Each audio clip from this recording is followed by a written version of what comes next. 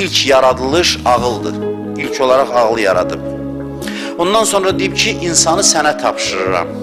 Sən varsansa buna ölüm yoxdur. Bu, sən insanı tam idarə edib, sığortalayıb, lazım olan məqsədə çatdıra biləcəksən. İnsanı sənə tapşırdım və rahat səni yola salıram sizi. Gedin, həyatın keçmə-keçdiyi yollarından keçəcəksiniz.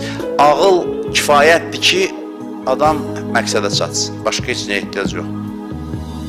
Ağıl kifayətdir.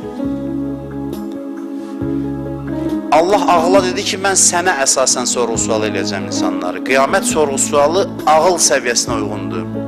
Ağılları meyardır insanların. Qiyamət sorğu-sualının əsas meyarı nədir? Soruşacaqlar ki, filan işte ağlın nə deyirdi? Bu sualı soruşacaqlar. Və niyə qulaq astın və ya niyə qulaq asmadın? Qiyamət sorğu-sualının əsasını ağıl təşkil edir. Hər bir attığın addımla bağlı sual belə olacaq ki, bu işte ağlın nə deyirdi? Ağlın sözü nə idi? Və nə üçün eşitmədin? Ağıl sənə ən düzünü göstərirdi. Ağlın bu səlahiyyəti var, bu gücü var. Ağlın sözü sual altına alına bilməz. Ağıl vəhyə bərabərdir. Ağıl nəyisə deyir, elə deməli vəhy də onu deyir.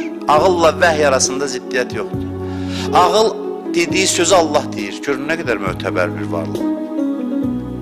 Nəyə ki sən düşündün, daşındın, bildin ki bunu etməliyəm, deməli Allahın əmridir o sənin üçün. Görün ağıl nə qədər önəmli bir həqiqətdir. Qiyamətdə də soruşacaqlar, filan addımı atanda ağlın nə deyirdi? Ağlıva uyğundursa, sən 5 qiymət alacaqsın. Yoxdursa, belə o süqutun əsas səbəbi ağlın sözünə qulaq asmamalıdır.